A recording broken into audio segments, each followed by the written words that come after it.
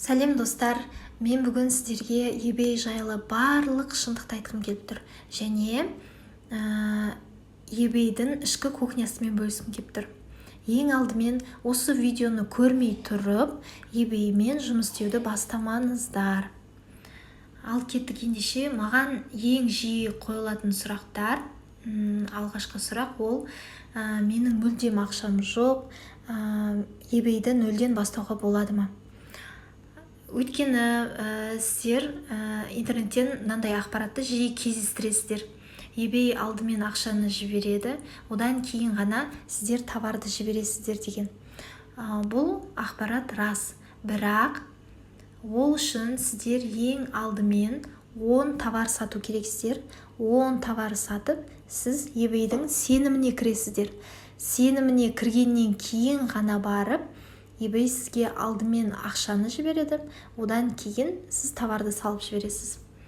Өйткені eBay 1995 жылдан бастап келе жатқан ең сенімді маркетплейстердің бірі. Бұл атаққа ие болу үшін ол біршама осы уақытқа дейін қаншама мошенниктармен күресті, боттармен күресті. Сондықтан тіркеле салып, eBay сізге сенбейді. 10 товар сатудан бұрын eBay-ға тіркеле салып, сата салу деген жоқ, прогресс болу керек. Оған да ақша керек, бірақ оған көп ақша қажет емес, бір 10-15 мыңдай қажет. Одан кейін товарлар қалай келеді, точно келеді ма, товарлар точно жетеді ма деген сұрақтар көп қойылып жатады. Я, товарлар келеді, келуі де, кетуі де 10 күн, 8-10 күнге дейін. Және банға кету. Банға кету жайлы айтатын болсам, көбісі осы курс сатып алмай, ақшам жоқ деп ютубтан ақтара бастайды, тегін сабақтар. Ютубта тегін сабақтар бар, бірақ тек орыстардікі. Орыстарда, россиялықтарда өздері Қазақстанның атынан кіріп жұмыс істеп отыр. Біріншіден, екіншіден олар мүлдем басқаша айтады. Мен де олардың сабақтарын көргенмін. Сол сабақтарды көріп алып, банға кетіп, сразу маған жазып атады. Мен осай ютубтан қарап, тіркеліп, өз бетімше сатқан едім, мені банға жіберді, енді не істесем болады деп. Сондықтан сіздерге орыстардың сабақтарын қарауға мүлдем кеңес бермеймін. Өйткені eBay-ға тіркеле салып, алдымен сенімге кіру керек, тіркеле салып сатуға болмайды. Көбісінің жіберетін қателіктері банға кетіп жатқандары сол үшін. Енді осылардың бәрін айтсам, маған соңында айтады. Сонда eBay-ден мүлдем сатуға болмайды ма, ақша таба алмаймыз ба, сонда өтірік па деп айтады да. Жоқ, eBay шындық, ол рас, ол өте оңай, өте қызықты платформа, өзіме қатты ұнайды.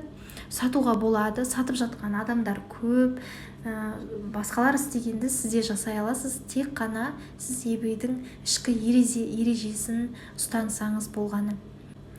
Енді мен сіздерге мынаны көрсетейін деп едім. Мен өзім ең алғаш eBay-ді зерттеп келіп, мына Дмитрий деген кісі, орыс кісі осылай домбыра, қобыз, қазақтың инструменттерін сатады да. Бұл осы уақытқа дейін 555 товар сатқан. Қараңызшы, қандай әдемі қылып түсіріп, бәрін шынайы қылып, бұл фотода үлкен әсер етеді товардың сатылуына. Осы орыстан қай жеріміз кем деп бастаған болатынмын. Одан кейін осы eBay-да мен білемін 50 жасар кісіні, ер кісіні. Ол кісі де жақсы товарлар сатады. Одан кейін мен ойладым, 50 жасар кісіге қарағанда мен жаспын, неге мен бастамасқа деп, мен содан бастадым. Сондықтан сіздерге де кеңесім, қорықпаңыздар. Барлық жасап жатқан адамды жасап жатқандарын істеп жатыр ғой, сіздердің де қолдарыңыздан келеді. Неге істемеске? eBay-ді алдымен осылай кіріп, зерттеп алыңыздар. Мына жақта құрт, даже чечил сатып жатыр, духи, даже Жүсіпбек Аймауытовтың кітабын да сатып жатыр екен. Мына кітап ертегілер бар, айтпақшы. Мына кітап мысалы қолданылған ескі кітап, қараңыздар, $16 сатып жатыр, и плюс доставкасына $15 алып жатыр. Мысалы мына аккаунт бизнес по-казахски кіріп қарасаңыз, өте ерекше нәрселерді сатады. Маған осы аккаунт қатты ұнайды.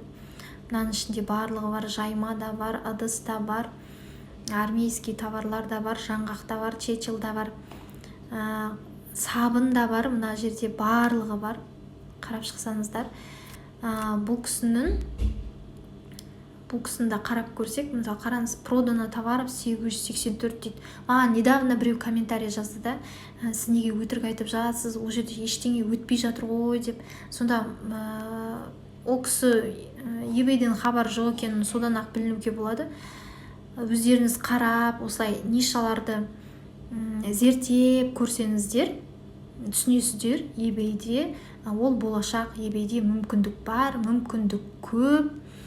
Сондықтан қорықпай бастай беріңіздер. Бірақ алдымен әрине сізден ютубтағы жаңағы сабақтарды қарамай, лучше білетін, жақсы білетін адамнан кеңес сұрап, сонымен бастаған дұрыс. Өйткені банға кетіп қалуыңыз мүмкін. Банға кеткен соң қайтадан ол аккаунт ашу мүмкін емес десек те болады. Мүмкін болған жағдайда да өте қиын. Сондықтан асықпай, зерттеп, ақыл кеңес сұрап, білетін адамға жүгініп, сосын бастауларыңызды сұраймын. Сонда сіздердің eBayде жақсы табыс табасыздар, eBayдегі ғұмырларыңыз да ұзақ болады. Егер қосымша сұрақтарыңыз болса, маған астына комментарий жазып кетіңіздер. Келесі видеода сол комментарийларға жауап беретін боламын. Барынша ашып, түсіндіріп, осылай eBayдің сайтына кіріп тұрып дәлелдеп дегендей. Немесе менің WhatsApp нөміріме жазсаңыздар болады. Келесі кездескенше бай қуатты болайық.